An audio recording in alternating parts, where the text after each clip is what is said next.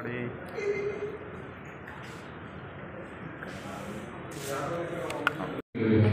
Thank you for coming here. So, main మీరందరూ వచ్చినందుకు I'm so happy. బేసిక్గా ఈరోజు కలవడానికి మెయిన్ రీజన్ ఏంటి అంటే తెలంగాణ ఎలివేటర్ అసోసియేషన్ 2018లో ఫామ్ చేశాము. తెలంగాణ ఎలివేటర్ అసోసియేషన్ ద్వారా లోకల్ ఎస్ఎంఈ కంపెనీస్ ఏవైతే ఉన్నాయో, లోకల్గా తెలంగాణలో మ్యానుఫ్యాక్చరింగ్ కంపెనీస్ ఏవైతే ఉన్నాయో అవన్నీ కూడా మేము అందరం కలిసి ఒక అసోసియేషన్ కింద ఫామ్ అయ్యి తెలంగాణలో లిఫ్ట్ యాక్ట్ రావడం గురించి అని చెప్పి మేము అందరం అప్పటి నుంచి కూడా రిప్రజెంటేషన్స్ ఇవ్వడం అనేది స్టార్ట్ చేశాము. నా పేరు అవినాష్, నేను తెలంగాణ ఎలివేటర్ అసోసియేషన్ ప్రెసిడెంట్ని. Goud garu Bharat engineering enterprises manufacturing company ఉందండి, ఆయన general secretary. C B Francis garu Roche elevators నుంచి ఆయన joint director. And J R one lifts private limited నుంచి జనార్దన్ గారు కూడా జాయింట్ డైరెక్టర్. మా అసోసియేషన్లో ఇట్లా తెలంగాణలో ఏవైతే మ్యానుఫ్యాక్చరింగ్ కంపెనీస్ ఉన్నాయో వాళ్ళందరం కూడా కలిపి అసోసియేషన్ ఫామ్ చేసుకోవడం జరిగింది. ఈరోజు మెయిన్ ఎజెండా దేని గురించి ప్రెస్ మీట్ని అందరినీ రిక్వెస్ట్ చేశామంటే, లిఫ్ట్ అనేది ఒక లగ్జరీ ఐటమ్ కాదు. లిఫ్ట్ అనేది ఈరోజు ప్రతి బిల్డింగ్లో ఒక అవసరమైన పార్ట్ కింద మారిపోయింది. లిఫ్ట్ కొనుక్కున్న వాళ్ళు కానివ్వండి, లిఫ్ట్ వాడుకునే వాళ్ళు కానివ్వండి, ప్రతి ఒక్కళ్ళు లిఫ్ట్ కొనుక్కోము, కానీ ప్రతి బిల్డింగ్లో వెళ్ళినప్పుడు మనం లిఫ్ట్ అనేది వాడుకుంటూ ఉంటాము.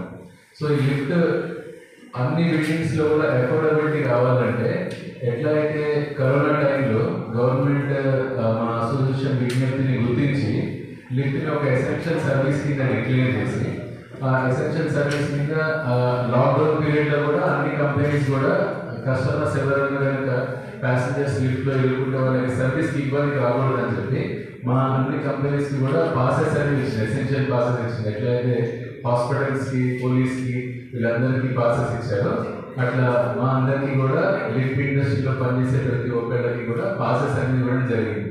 ఎందుకంటే లిఫ్ట్ అనేది ఒక ఎసెన్షియల్ సర్వీస్ కింద గవర్నమెంట్ ఇంతకు ముందే గుర్తించింది.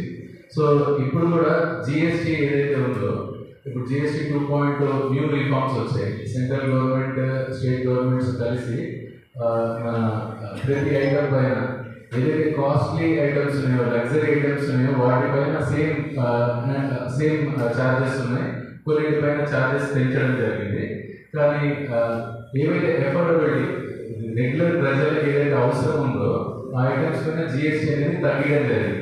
సో అట్లానే లిఫ్ట్కి కరెంట్లీ 18% జిఎస్టీ ఉంది. సో బేసిక్గా ground plus 4 floors, ground plus 5 ఫ్లోర్స్లో మిడిల్ క్లాస్ పీపుల్ అనేది లిఫ్ట్స్ వాడుకుంటూ ఉంటారు. 10 lakh రూపీస్ లిఫ్ట్ ఉంటే దానికి ఆల్మోస్ట్ 1,80,000 రూపీస్ అనేది జిఎస్టీ కింద అవుతుంది. కాబట్టి ఈ జిఎస్టీ ఏదైతే పర్సెంటేజ్ ఉందో 18% కాకుండా దాన్ని తగ్గించిన, లేదంటే ఎసెన్షియల్ సర్వీస్ కింద గుర్తించి ప్రతి ఒక్కరికి అందుబాటులోకి తెస్తే బాగుంటుందని గవర్నమెంట్కి మీ ద్వారా మేము విజ్ఞప్తి చేయడం గురించి అని చెప్పి ఈరోజు ప్రెస్ మీట్ పెట్టడం జరిగింది. అట్లా తెలంగాణలో హైదరాబాద్ నుంచి తెలంగాణ మొత్తానికి అట్లనే ఆంధ్రాకి నెలకి ఒక్క నెలలో 5,000 లిఫ్ట్లు అనేది సప్లై అవుతుంది. 5,000 లిఫ్ట్లు అంటే ఒక్క లిఫ్ట్ ఇంచుమించు 8 లక్షలు. సో 5,000 లిఫ్ట్లు నెల కంటే ఇంచుమించు 400 కోట్ల రూపాయల బిజినెస్ అనేది జరుగుతుంది తెలంగాణ నుంచి. ఆల్రెడీ మల్టీనేషనల్ కంపెనీస్ వేరే కంట్రీస్ నుంచి ఎవరైతే మన తెలంగాణలో కంపెనీస్ పెట్టుకొని బిజినెస్ చేస్తున్నారో వాళ్ళందరూ కూడా వాళ్ళకి 18% ట్యాక్స్ ఉన్నా సరే వాళ్ళు లగ్జరీ అపార్ట్మెంట్స్లో లిఫ్ట్స్ పెడుతున్నారు. కాబట్టి మన ఫైనాన్షియల్ డిస్ట్రిక్ట్ అటు సైడ్ చూస్తే ఈచ్ అపార్ట్మెంట్లో ఫ్లాట్ 4 crores నుంచి 5 crores ఉంది. వాళ్ళకి ఏం పెద్ద అంటే అక్కడ కస్టమర్స్ లగ్జరీ ఫ్లాట్ కొనుక్కుంటున్నారు కాబట్టి వాళ్ళకి 18% ఉన్నా పర్లేదు. కానీ మీరు ఆలోచించండి, ground plus 1 floor, ground plus 2 floors, అట్లా గ్రౌండ్ ప్లస్ 5 floors లోపల ఏవైతే చిన్న చిన్న అపార్ట్మెంట్స్, ఇండిపెండెంట్ హౌసెస్ ఉన్నాయో, ఎక్కడైతే పెద్దవాళ్ళకి అట్లానే వికలాంగులకి ఎవరికైనా లిఫ్ట్ అనేది లేకపోతే అసలు బిల్డింగ్లో 5 floorకి మనం వెళ్ళడమే కష్టమైపోతుంది. లిఫ్ట్ ఖచ్చితంగా ప్రతి బిల్డింగ్లో గ్రౌండ్ ప్లస్ 2 floors ఉంటే కూడా ప్రతి ఒక్కళ్ళు లిఫ్ట్ అనేది బిల్డింగ్లో పెట్టుకుంటున్నారు. కాబట్టి అలాంటి వాళ్ళకి జిఎస్టీ అనేది తగ్గించి ఉంటే కనుక అఫోర్డబిలిటీ అనేది పెరుగుతుంది. ప్రతి ఒక్కళ్ళు కూడా ఇప్పుడు హైదరాబాద్లో చూసుకుంటే ఇంచుమించు 2 లక్షల అపార్ట్మెంట్లు ఉన్నాయి. ఈ అపార్ట్మెంట్స్లో ఎన్నో బిల్డింగ్స్కి లిఫ్ట్స్ లేని బిల్డింగ్స్ కూడా ఉన్నాయి. వాళ్ళందరూ ఈరోజు లిఫ్ట్ కొనుక్కోవాలి అంటే ఆ లిఫ్ట్తో పాటు మళ్ళీ 18% ట్యాక్స్ అయితే వాళ్ళకి ఇబ్బంది జరుగుతుంది. సో ఈ ట్యాక్స్ అనేది తగ్గితే బాగుంటుందన్న ఉద్దేశంతో ఈ మీటింగ్ పెట్టడం జరిగింది. అట్లానే మీరు వేరే ఇండియాలో వేరే స్టేట్స్ చూసుకుంటే కనుక అక్కడ లిఫ్ట్ యాక్ట్ అని చెప్పేసి ప్రాపర్ రెగ్యులేషన్స్ అన్నీ వచ్చేసాయి. సో రీసెంట్గా మన పక్కన స్టేట్ ఆంధ్రప్రదేశ్లో చూసుకుంటే April 12 రోజు లిఫ్ట్ యాక్ట్ అనేది అక్కడ బిల్ పాస్ అయింది. అలానే రాబోయే అసెంబ్లీ సెషన్లో మన తెలంగాణలో కూడా లిఫ్ట్ యాక్ట్ ఇంప్లిమెంటేషన్కి సంబంధించిన బిల్ కనుక పాస్ అయితే మొత్తం లిఫ్ట్ ఇండస్ట్రీ ఏదైతే ఉందో తెలంగాణలో మేజర్ లిఫ్ట్ ఇండస్ట్రీ ఉంది. ఈ ఇండస్ట్రీ అంతా డెవలప్ అయ్యి ప్రతి ఒక్కళ్ళకి మంచి ధరకి మేమందరం కలిసి లిఫ్ట్స్ అందించే పద్ధతి ఏదైతే ఉందో ప్లస్ సేఫ్టీ పరంగా లిఫ్ట్ యాక్ట్లో ఏంటంటే కంప్లీట్ సేఫ్టీ స్టాండర్డ్స్కి సంబంధించినవన్నీ ఉన్నాయి. సో సేఫ్టీ పరంగా ఎవరికి ఇబ్బంది రాకుండా గవర్నమెంట్ రూల్స్ రెగ్యులేషన్స్ ఫ్రేమ్ చేసి లిఫ్ట్ యాక్ట్ పాస్ చేస్తుందని చెప్పి మేము ఎక్స్పెక్ట్ చేస్తున్నాం. మన తెలంగాణలో ఉన్న ఫర్ ఎగ్జాంపుల్ బాలనగర్ జీడిమెట్ల ఏరియాస్లో మీరు చూస్తే కనుక లిఫ్ట్ మ్యానుఫ్యాక్చరింగ్ కంపెనీస్ ఉన్నాయి.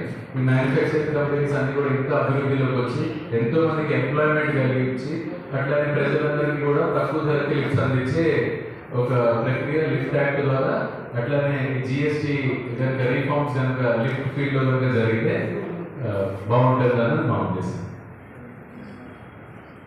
సో గౌడ్ గారు కూడా దీనిపైన మాట్లాడారు. ఇప్పుడు ఎసెన్షియల్ అయిపోయింది. నగరాలు పెరుగుతున్నాయి, పట్టణాలు చిన్నగా, విలేజెస్ చిన్నగా అయిపోతున్నాయి. ఎంతైతే లగ్జరీ అపార్ట్మెంట్స్ అనుకుంటున్నామో లిఫ్ట్ వాటి వరకే కాదు, చిన్న చిన్న బస్తీలలో కూడా 100 గజాలు ఉన్న వాళ్ళు కూడా 2, 3, 4 అంతస్తులు కట్టుకుంటున్నారు.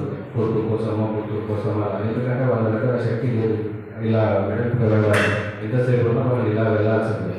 దీనికి దాదాపు 8 లక్షల రూపాయలు లిఫ్ట్ పెట్టుకోవాలంటే వాళ్ళకి 1,50,000 రూపాయలు పన్నుల రూపాయలు అదనంగా అవ్వడం వల్ల వాళ్ళు వాయిదా వేసుకుంటున్నారు. కాళ్ళు నొప్పులు ఎట్లు అయిపోతున్నారు. ఏదైనా సమస్య ఉన్నా కూడా లిఫ్ట్ ట్యాక్సెస్ రూపంలో అంత కట్టలేక వాళ్ళు కొంత వాయిదా వేసుకుంటున్నారు.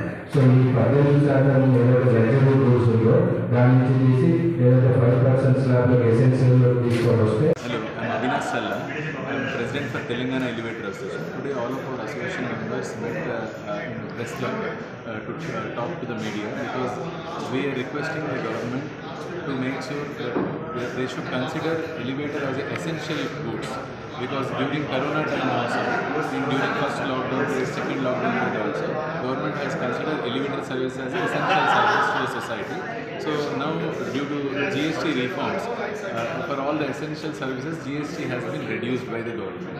So they should consider elevators also and reduce the tax is what our request is. Along with that, if Lift Act can be implemented in the state of Telangana, all the safety standards will be improved and the entire elevator industry, which is very strong in the state of Telangana, will reach a higher level. So this is what our request is.